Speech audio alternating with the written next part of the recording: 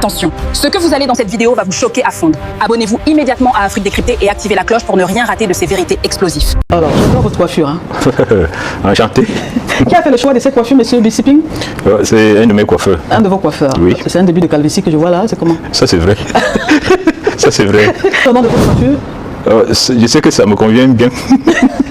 Vous voyez que ça rythme bien avec mon début de calvitie, n'est-ce pas? Et cette calvitie a une petite histoire. J'ai mangé donc la vipère et la calvitie, ça. Voilà, un beau jour, j'ai vu comment voilà, la calvitie se dessinait petit à petit. Voilà l'histoire drôle qu'il y a derrière ce début de calvitie. Cameroun. Un homme. Un héros national oublié. Léopold Bessiping. Héros du référendum. Aujourd'hui trahi par l'État. Suspendu de son salaire depuis des années. Aucun rappel. Aucune explication. Et pourtant, l'État lui doit des millions. Des millions en intérêts accumulés. Mais sa réponse du gouvernement? L'argent ne s'ajoute pas sur l'argent. Vraiment. Aujourd'hui, Léopold Bessiping sort du silence. Il raconte tout. Les promesses brisées. La dette cachée. L'abandon d'un héros. Un scandale d'État, enfin révélé. Léopold Bessiping. Son histoire commence maintenant. Active la cloche de notification pour ne rien rater de l'actualité camerounaise. Monsieur Bissiping, qui est notre invité. Alors, vous êtes enseignant? Oui. En politique aujourd'hui? Oui. On vous découvre justement à partir de l'élection présidentielle au Cameroun d'octobre 2025. C'est ça. Et voilà, c'est là où beaucoup de personnes sont au courant de ce monsieur Bissiping. Bissiping, vous avez un prénom. À l'état civil, il n'y a pas de prénom sur votre acte de naissance? Exact. Pourquoi? Ce sont mes parents qui le savent. Vous leur avez posé la question ou pas? Mon père est mort quand il était encore très jeune, donc comme c'est lui qui avait choisi ce nom-là, je n'ai pas eu l'opportunité de lui demander ce qui est arrivé. Et Léopold vient d'où alors? Léopold vient de moi-même. En 1973, quand il fallait que je me baptise, il avait constaté vraiment que tout le monde avait un prénom. Voilà. J'avais aussi un prénom, mais ça ne se trouvait pas sur mon acte de naissance. Et en classe, on m'appelait jamais par ce prénom-là. C'était lequel? C'était Honoré. Voilà. Et quand je suis arrivé donc, au cours élémentaire 2, il devait me baptiser. Bon, je ne sais pas, je me suis demandé comment d'où est donc venu ce prénom Honoré qui ne se figure ni en classe ni sur aucun de mes documents. J'ai choisi un prénom, le nom de quelqu'un que je connaissais bien. Léopold. Qui fait la une dans les actions scolaires primaires. Un monsieur qui était dans votre établissement? Léopold, voilà, je me suis renseigné si Léopold pouvait, et même comme c'est Léopold, l'impérial de la République, mais si ça pouvait cadrer avec un nom chrétien. On m'a dit s'il n'y a pas de problème. C'est comme ça que j'ai choisi moi-même le nom de Léopold comme nom de baptême. Vous rejetez Honoré, pourquoi? Pourtant c'est Honoré, c'est honorifique, ça honore. Pourquoi vous rejetez Honoré? Parce que l'abréviation qu'on donnait quand on était tout petit, de Honoré, n'est-ce pas? Bon, on m'appelait Tanon. Tanon. Vous dites Honoré. Là on m'appelait seulement non. Tanon. Honoré. Non. Les villageois. Je n'aimais pas qu'on m'appelle Tanon. Et ça vous énervait? Oui, ça m'énervait tout petit. Ah d'accord. On dit que Honoré, c'est le son non là que les gens prononcent. On dit que ton nom c'est qui? Honoré. On dit que t'as non. On dit que le père des noms. Vous avez dit que jamais ça ça va changer. Il ne veut pas. Tout petit, non, je ne sais pas qu'on m'appelle Tano.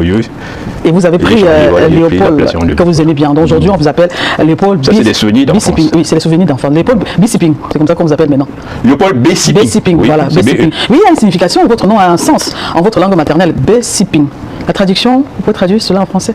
Si Dieu accepte. Ah, si Dieu a accepté. Si Dieu accepte. Si Dieu accepte. Oui, c'est la traduction de Bessiping en votre langue maternelle. Bessiping. Oui, en votre langue maternelle. Vous êtes originaire de l'Ouest du Cameroun? Je suis de Banjul, oui. Oui, plus précisément à Yom, c'est ça? Yom 6. Ok, d'accord. Les téléspectateurs vous regardent et les millions de personnes de votre région vous regardent. À l'étranger, au Cameroun, vous allez dire quelques mots en langue maternelle. Votre caméra, elle est devant vous, monsieur Bessiping. En langue maternelle, vous allez vous exprimer, vous allez dire quelque chose, votre chef, votre roi vous regarde, les Camerounais de la diaspora qui viennent de votre région vous regardent, du littoral, du nord au sud, de l'est à l'ouest. Qu'est-ce que vous leur dites en langue maternelle? Et bon, tu as été bon, femme, Bapiab là, alors, Bapiab chez Moukamoma, Bapiab étranger là, le bois de bon, Bipiapou. Merci. Ok, voilà. Qu'est-ce que vous leur avez dit? Traduction en français? Oh. Oui, on peut savoir, peut-être vous avez dit des choses que nous on entend. C'est juste les salutations, vous avez dit? Oui, bonsoir à tous ceux qui nous suivent, voilà. Tous les frères de la région, tous les frères du pays et tous ceux qui sont à l'extérieur. Voilà. Bonne soirée à nous tous. Voilà. Akwapo. Akwapo. Voilà, c'est ça. Monsieur Bessiping, alors, la première vidéo que nous avons proposée en entame de cette émission, là-dedans, vous aviez dit, on n'ajoute pas la hanche sur la Mathilda. Est-ce qu'on peut avoir la même vidéo, s'il te plaît? Comme ça, Monsieur Bessiping va nous expliquer un tout petit peu ce qui s'est passé. La première vidéo, s'il te plaît, Mathilda, on revient là-dessus. Le sol, j'ai passé des années sans, pour rien, passer sur le plan national du référé, comme vous ne savez pas que c'est populaire. Bon, et après, donc, comme on a constaté que c'était pour rien, on a rétabli, mais on ne m'a pas fait le rappel. Donc, le trésor a déjà suffisamment. Avec les intérêts qu'il me doit, je ne peux pas venir donc ajouter l'argent sur la. Voilà, donc. C'est bien vous, Monsieur Bessiping? Attendez, ce que je viens de vous montrer n'est que la partie visible de l'iceberg. La suite va vous laisser sans voix. Vous et moi, vous n'êtes pas prêts pour ce qui arrive. C'est bien vous, Monsieur Bessiping? Oui, c'est bien moi. Ok, on ne peut pas ajouter la hanche sur la. On veut comprendre, qu'est-ce qui s'est passé, Monsieur Bessiping? Oui, je suis fonctionnaire. Et comme il n'aime pas me répéter, je l'ai dit. C'est qu'on me sessionne les soldes, mais les gens qui me sessionnent les soldes, puisqu'ils refusent de me reprendre en solde. N'est-ce pas? Alors que je n'ai rien fait. Ils refusent par méchanceté. Bon, ils ignorent une chose, peut-être qu'ils sont moins anciens que moi dans la fonction publique. Ils ignorent que quand vous suspendez quelqu'un de solde, il n'a pas de salaire. Mais ce n'est pas à vous qu'on reverse ce salaire. Le jour où il a gagné de cause, il va retrouver son salaire au trésor. Vous comprenez? Or, quand ils suspendent, ils sont contents de m'avoir fauché. N'est-ce pas? Comme ça n'entre pas dans leur poche, ils savent pas que je sais que mon argent est là, bien en place, au trésor. Sauf que retirer devient alors pas facile. Parce que déjà, il faudrait qu'on vous reprenne en solde, qu'on juge l'affaire, qu'on vous reprenne en solde et qu'on vous fasse le rappel. Voilà. Alors, vous parlez d'affaires, vous parlez de la suspension d'argent. Ça a mis combien de temps? 2 ans, 3 ans, 4 ans? Oui, 21 mois exactement. 21 mois, cette suspension d'argent. Monsieur Bessiping, si c'est indiscret, votre salaire était de combien? Je vous dis que mes avancements ne passaient pas depuis 2005-2006, quelque chose genre. Jusqu'à ce que j'aille en retraite en 2024. D'accord, là on a des problèmes. Et chaque avancement relève le salaire. Oui, donc je sais que même pour on ne m'avance pas là, mon salaire n'est pas ce que j'ai touché là, c'est augmenté de tel montant. Alors là vous aviez 2 problèmes, la suspension du salaire selon ce que vous dites, juste, oui. Et ce que vous appelez l'avancement. L'avancement. Oui. Donc il est suspendu et vous espérez l'avancement pour vous. Même s'il est suspendu, ça doit connaître l'avancement. C'est ce que vous dites, Monsieur Bessiping? Oui, je dois être avancé. C'est même pas que je n'ai pas demandé à être avancé. Donc quand on avance, cela suppose que... Ça augmente le salaire. Ça augmente le salaire. Oui, on avance après chaque 2 ans. Chaque 2 ans. Et vous avez estimé tout ce salaire de 21, vous dites 21 mois, c'est ça? Oui. À combien de francs CFA? Oh, globalement, tout ce qu'on vous doit là, n'est-ce pas? Les salaires sont payés rubrique par rubrique. C'est-à-dire, il y a un chiffre qui correspond, non-logement, on te paye le loyer, n'est-ce pas? Prime de technicité, on te verse. Prime d'enseignement, on te verse. Ça correspond à un indice bien précisé.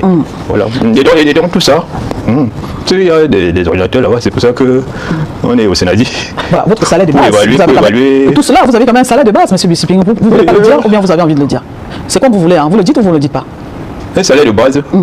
Non, dans ma classe et ma catégorie, dans ma classe et mon échelle, je suis hors échelle, n'est-ce pas? Depuis 2014. Le salaire, vous voulez connaître le salaire d'un fonctionnaire qui est hors échelle? C'est ça que vous voulez connaître? Le vôtre? Le mien, quand j'ai appris ma retraite, je n'ai plus le salaire, je touche la pension. Là, la pension n'est pas suspendue. Elle passe? Non, on m'a repris en solde avant qu'il n'aille en retraite. Oui. Et là, il n'y a pas... quand je suis allé à la retraite, j'ai d'abord commencé par toucher la pré-pension. Et c'est maintenant que le ministre de la fonction publique m'a mis en retraite régulièrement. On va prendre compte et me mettre en retraite et payer ma pension de retraite, pas la pré-pension. La pré-pension, c'est ce qu'on vous donne automatiquement. Quand vous allez en retraite, vous éviter de souffrir en attendant que le dossier aboutisse. Ok. Nous allons parler justement de cette période-là qui vous a révélé justement cet argent qu'il ne fallait pas ajouter sur de l'argent. En fait, c'est ce que vous aviez voulu dire. Et il y avait un montant bien précis. Il y en a qui avancent 38 millions, d'autres 40 millions, d'autres 50 millions. Vous allez nous dire exactement quel montant il s'agit. On a parlé également des avances que vous aurez perçues. Ça, c'est ce qui s'est dit. Maintenant, puisque vous êtes là, vous allez nous dire exactement de quoi il est question. Mais Monsieur Bessiping, vous qui êtes là, vous dites que vous êtes à la retraite déjà. C'est une bonne chose. Vous avez eu à travailler comme enseignant. On va brosser quand même votre parcours, votre cursus scolaire ici. Vous êtes né à Badjoun, Monsieur Bessiping, dans les années 64. Vos parents étaient cultivateurs, c'est bien cela? Oui. Planteurs. Planteurs. Comment voyez-vous, votre enfance a été comment? Avec un père qui a eu 27 épouses. Qui a laissé 27 épouses à sa mort en 67. En 67? Oui. Il avait 27 épouses. Oui. Il a laissé 27 épouses. Oui. Vous voulez dire qu'il y avait encore des concubines? Non, je dis c'est les épouses qui avaient dans la concession. 27. 27. Et à sa mort, vous avez constaté aussi qu'il y avait d'autres enfants qui existaient en dehors de ceux qui étaient à la concession, Monsieur Bessiping? D'autres enfants. Il y avait d'autres enfants hors concession. Hors mariage. Oui. Bon, quand quelqu'un a 27, ça veut dire que la femme qu'il a envie d'épouser, il épouse. Il n'y a pas de limite. Il y en avait de toutes sortes dans notre concession. Alors, avec votre maman a eu 7 enfants. Oui. Vous êtes l'avant-dernier, c'est-à-dire le 6e. Oui. Il y a un qui, malheureusement, est décédé. Le premier. Le premier. Alors, votre premier pas à l'école, c'était dans quel établissement? C'était l'école primaire paroisse Christ-Roi de Mbo, Bandune. L'école Saint-Albert-le-Grand. Paroisse Christ-Roi de Mbo. Oui. C'était votre première entrée à l'école. Oui. Qui finançait vos études, monsieur Bessiping? Qui finançait vos études? Oh. Mes parents, notamment. Mes parents, non? Oui. Vous n'avez pas eu à vous débrouiller pour payer vous-même votre pension à un moment donné de votre vie, monsieur Bessiping? Non, est-ce que je sache? Mes parents, ma famille. Oui. Je suis l'avant-dernier, ça veut dire que mon frère aîné, mes soeurs étaient mariées, mon frère aîné, lui aussi, il avait souvent les moyens. Ma mère aussi était princesse de la chefferie Bandune. Donc elle aussi, elle avait les moyens. Elle aussi, elle avait les moyens? Oui. Ah, d'accord. Bon, mon père était notable de la chefferie Bandune. Bon, il a laissé aussi souvent les moyens. D'accord. Vous n'aviez pas de problème de moyens pour financer vos études? Oui, la famille nous a aidés. Ok, avec le concours de la réalisation à présent, nous allons prendre une autre vidéo. Mais notez que comment est-ce qu'il se retrouve en politique, puisqu'en 1998, on n'entend pas parler de Bessiping. C'est en 2025 qu'on entend parler de lui. Où était-il? Pourquoi il ne s'est pas présenté en 98? Et c'est en 2025 qu'on entend parler de lui. Après, dans les élections, on parlera aussi de ça. Hein. Comment est-ce qu'il a vécu lui-même personnellement ces élections présidentielles? Quel aura été son apport? Et comment est-ce que sa vie, il amène aujourd'hui? En tout cas, on prend la deuxième vidéo pour le compte de cette émission de ce dimanche. Ce n'est pas ça. Voilà ce que j'ai dit dans la requête-ci.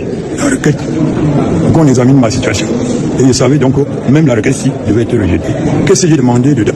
J'ai demandé que tant qu'on déclare la liste définitive des candidats à cette élection, sans tenir compte que je suis en procès, ça n'a pas encore jugé au tribunal.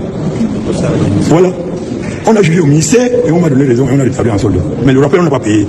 Avant qu'on ne juge, c'était trop tard que j'ai attendu, fatigué jusqu'à porter plainte contre l'État du Cameroun. Et ça traîne ici au tribunal de première instance. Donc je venais donc signaler, c'est ce qui est donc dans ma requête, que tant qu'on n'a pas jugé cette affaire, où il y a 6 motifs qui accusent la dame des ministres des enseignements secondaires. C'est elle qui a l'origine. Tant qu'on ne juge pas cette affaire, sortir la liste-ci, la liste définitive des candidats présidentiels. C'est tout simplement de la tricherie post-électorale. C'est ça que vous suivez. C'est de ça qu'il est question, de la tricherie permanente qui a entraîné la guerre dans le Nozo et qui est en train de se généraliser dans le pays. Très bien. Maintenant. Monsieur Bessiping, on vous voit très courroucé là-bas. Qu'est-ce qui s'est passé? Dans cette vidéo, on vous voit très courroucé et toujours avec votre sac. Toujours avec votre sac sur l'épaule. Oui, puis je viens de Bandune pour venir déposer mon dossier. Je vis à Bandune. Je veux voyager. Bandune, c'est plus de 300 km de Yaoundé. Voilà. Oui, vous avez votre sac? Oui, j'ai besoin de ma mallette. Avec vos dossiers à l'intérieur? Oui, mais c'est avec ça que j'ai voyagé.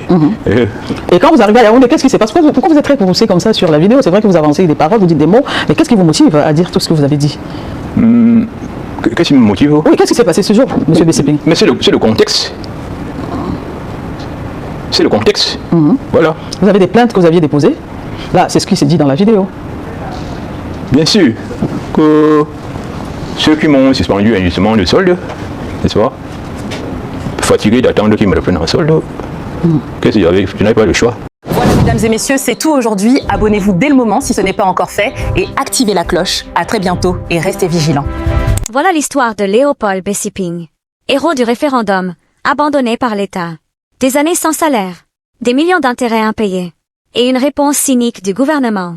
Alors maintenant, c'est votre tour. Justice pour Léopold Bessiping? L'État doit-il payer sa dette? Dites-le en commentaire. Maintenant, si cette injustice vous révolte, likez cette vidéo. Rejoignez nos abonnés pour les révélations que les médias traditionnels n'osent pas publier. Activez la cloche, car les héros oubliés méritent qu'on se souvienne d'eux. Ici et non chaîne, on donne la voix aux voix étouffées. L'histoire de Léopold Bessiping ne fait que commencer. À très bientôt.